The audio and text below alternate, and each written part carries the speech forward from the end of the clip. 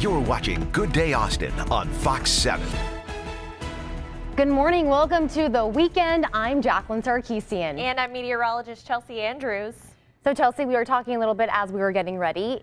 Still going to be hot this weekend, but might see some relief. A little bit of relief on the horizon, but we do still have to make it through this weekend. More of the same, similar to what we've seen the last few days.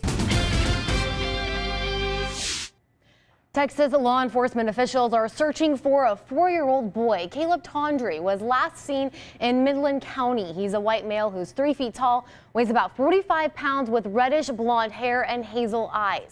Police believe he may be with 36-year-old Christopher Tondre. He's a white male who stands 5'9", weighs 175 pounds with brown hair and hazel eyes. The suspect was last seen wearing a t-shirt with blue jeans. He also has a tribal tattoo on his left arm. Police believe he's driving a blue 2005 Kia Optima with the Texas license plates HBS 5560. If you see Caleb, the suspect, or car, call the Midland County Sheriff's Office at 432-688-4623.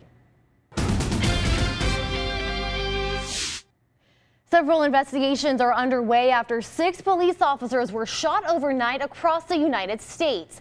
On Twitter, Florida Governor Rick Scott said he's heartbroken about the loss of Officer Matthew Baxter with the Kissimmee Police Department. He's also saying he's praying for the other officer who's in critical condition. The 2 officers were responding to a call about suspicious people in the downtown area of the city. When they were shot, police say they didn't have a chance to fire back. Baxter was a 3-year veteran on the department, while the other officer, Sam Howard, has been there for 10 years. Police say they have 3 suspects in custody and are looking for a 4th. In Jacksonville, 2 other officers were shot while responding to reports of an attempted suicide at a home. It's believed 3 other people in the house were in danger. The sheriff's office says a team of officers heard gunshots inside and were concerned about an active shooter situation. So they approached the house, and that's when the suspect came out firing a high-powered rifle. He was shot and killed by police. One of the officers was shot in both hands. The other was hit in the stomach. The 3 people inside the house were not hurt. And in Fairchance, Pennsylvania, 2 state troopers were reportedly shot last night. It happened during a situation at a convenience store. State police say the suspect is dead and no further details are available at this time. Spain continues to be on high alert after recent terror attacks. Authorities believe they were the work of a large terrorist cell that had been plotting this out for a long time at a home near Barcelona. Police say an accidental butane gas explosion at the house, which killed 1 person, likely prevented the suspects from carrying out a far deadlier attack. 14 people were killed, including an American, when a van drove into a crowd in Barcelona. More than 100 others were hurt. A 7-year-old Filipino boy is still missing and his mother severely injured. Just hours later, a car ran down pedestrians in another Spanish town, killing a woman. Police believe 5 suspects after that crash, but they're still looking for the driver in the Barcelona incident. ISIS has claimed responsibility for both attacks. More than 1,000 people are expected at a rally against white supremacy here in Austin. The event is set for 10 this morning at City Hall. Organizers say it's meant to be a thoughtful and peaceful rally to denounce race-based hatred. Mayor Steve Adler is scheduled to speak along with other community leaders from different walks of life. And in Dallas, police are gearing up for a rally against white supremacy today as well. A large group of protesters are expected to gather outside City Hall. Police will set up watchtowers, floodlights, and security cameras. Barricades have also been set up around a nearby Confederate statue as a precaution. Now, 4 African-American Dallas City Council members are calling for the city's Confederate statues to be removed. They call the monument symbols of racism, and taking them down will help the area heal from its racist history. Mayor Mike Rawlings has proposed a 90-day study to figure out what to do with those statues, but the councilmen want to speed up that study. And the city of Houston is preparing for a rally to call for the removal of a Confederate monument. Black Lives Matter are organizing this afternoon's event at Sam Houston Park. It's home to the, quote, Spirit of the Confederacy monument, which features a bronze statue of a winged angel holding a sword and palm leaf. The inscription says, quote, to all the heroes of the South who fought for the principles of states' rights.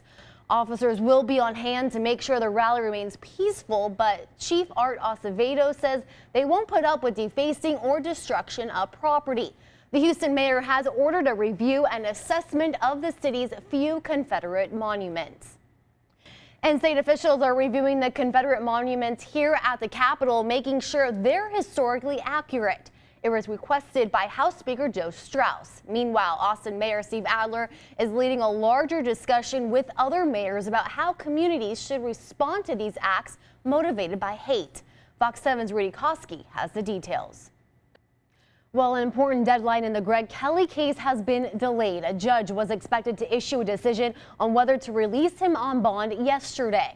Now that's been pushed back by at least a week after another motion was filed by Kelly's former attorney, Patricia Cummings.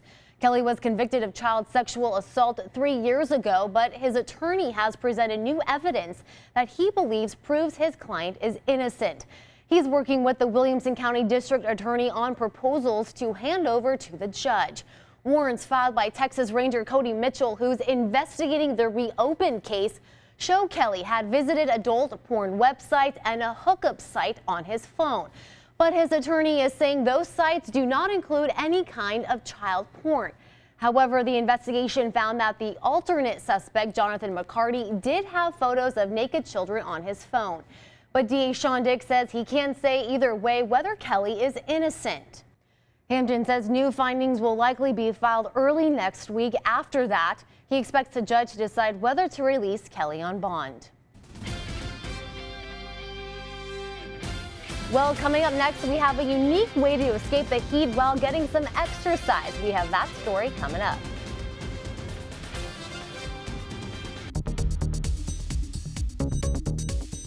Well, let's get your first check of your morning traffic on this Saturday. This is a TxDOT camera on Mopac near 35.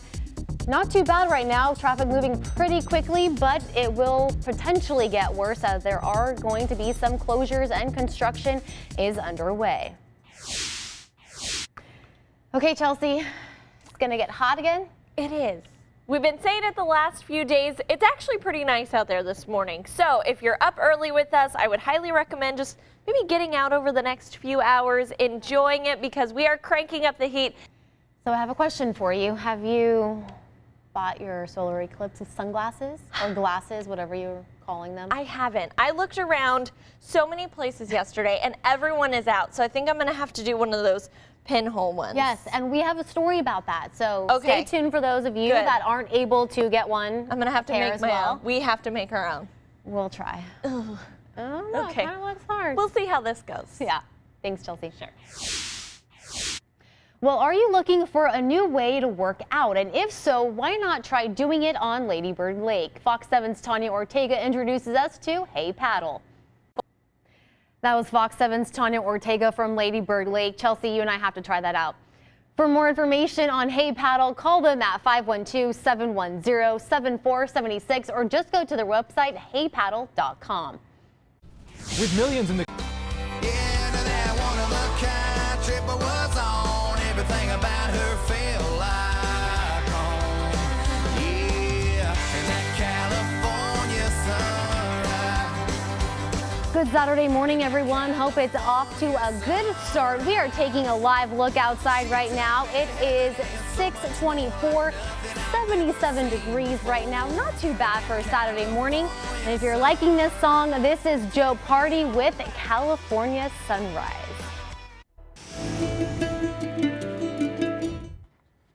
Well, for scientists, Monday's eclipse is more than just a cool event. By the time it comes and goes, tons of information will be collected.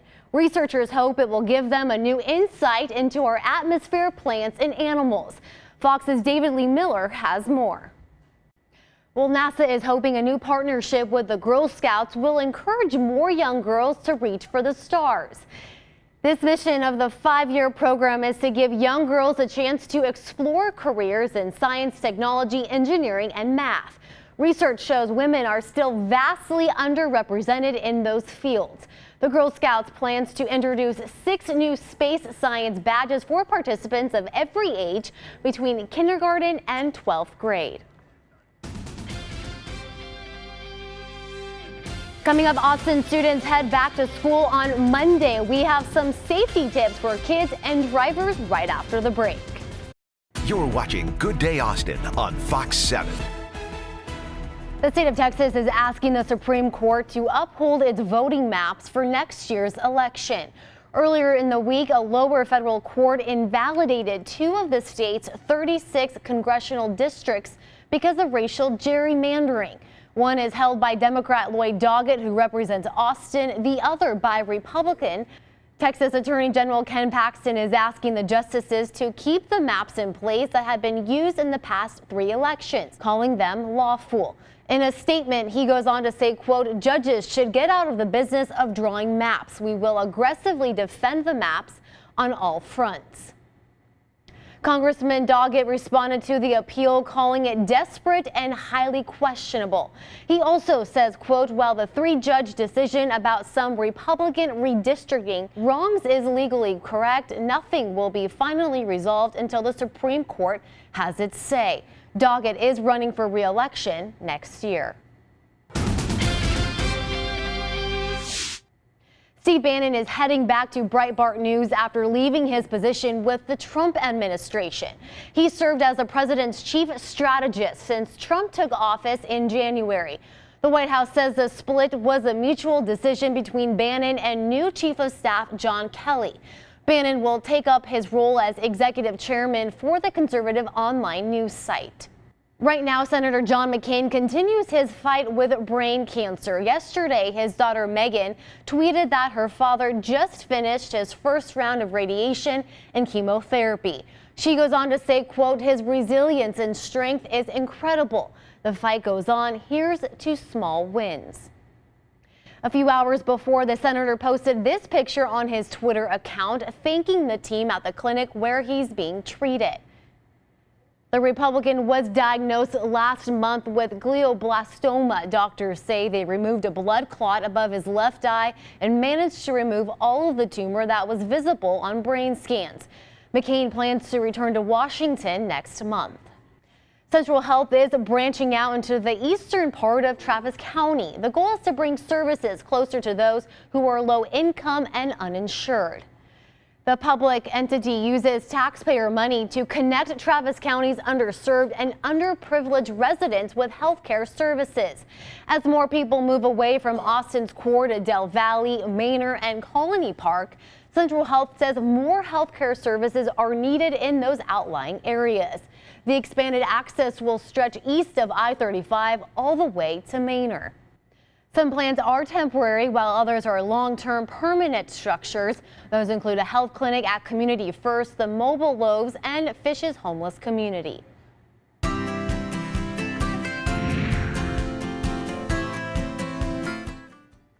Well, come this Monday morning, more than 80,000 students will head back to class in Austin. With the new school year getting underway, expect more traffic on the roads and more dangers. Fox 7's Bridget Spencer tells us how police are preparing for the first day of school. While most kids dread going back to school, one student can't wait to get his nose back in the books. You may remember Kevin Rodriguez. Last year, the 4th grader was super excited about his first day of school. Now he's heading into 5th grade with some fame. Not only has Kevin grown a couple inches, he has some words of wisdom for 4th graders and other students. Shout out to try their best and hope that for the best, because there's always gonna be the future. Like to always act like themselves, never act like another person, and be respectful and kind. That's some good advice, Kevin. Kevin's interview with Fox 7 last year has been seen more than 600,000 times. He may have a future in being an inspirational speaker one day. I don't know. I'm just going to throw that out there. Well, get ready to learn how to brew your own beer at home. The author of How to Brew joins us next. Well, have you ever wanted to learn how to brew your own beer? This new book shows you all you need to know, and here to talk about it is author John Palmer. Good morning. Thank you so much for being here with us. My pleasure. Thank you. So tell us, how did this book come about? What inspired you to write it? Well, many years ago when I was in college, I got used to drinking dark beers. And then when I moved to California for the aerospace industry way back then, they only had Corona and light beers, dry beers, and I wanted something darker. So that got me inspired to read up on brewing and find out how to brew my own. And this is the 4th edition. Yes. You've been writing these books for at least a decade, correct? Yeah, I started back in the mid-90s, and first editions were released around 2000, and the last edition was 2006. This one just came out this June. And what's different about this one? Well, I added 5 new chapters dealing with topics like sour beers, fruit beers, brewing stronger beer styles, breaking down the fermentation process a little bit more, explaining water chemistry a little bit more. About 200 pages new in all. Wow. So for me and all those watching, if we've never done this before, is it very complicated, or you think? No, it's very easy. You know, brewing is cooking. It is a cooking process. So, you know, if you can take a box of cake mix and make some muffins, follow those instructions, you can brew a batch of beer. And the brewing process is pretty much the same across different beer styles. So you learn the process, understand it, and now you can apply it to different kinds of beer that you like. Okay, so people like a dark beer, light beer. Yeah, it's any the same style. amount of time. Yeah, roughly the same amount of time, roughly the same process. It's like I say, it's like cooking. So, you know, you learn how to bake a pie, bake a cake. You can do other styles as well. And you also told us that making beer at home can be as simple as making mac and cheese. Yeah. I mean, today's beer kits are very easy to brew at home. Just follow the instructions, couple hours in the kitchen, and then the fermentation time, which is anywhere from about a week to 2 weeks, and yeah, you'll have beer. Well, thank you so much. We have some info on the screen right now. John has a book signing. He had one yesterday, and he has another one tonight from 6 to 9:30, correct? Yep. Okay, and that will be at the Home Brew Supply on Metric Boulevard. Thank you so much for being with us. Oh, my pleasure. You know Thank what? you. We may have to buy one of your books and make our own beer. You'll enjoy it. Well, still ahead, the Home and Garden Show is this weekend, and the Kitchen Cousins will join us next with a preview.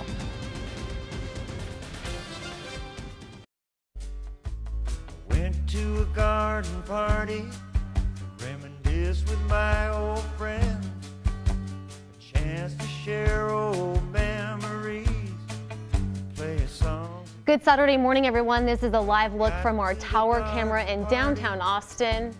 The sun is up and it is looking like a good start.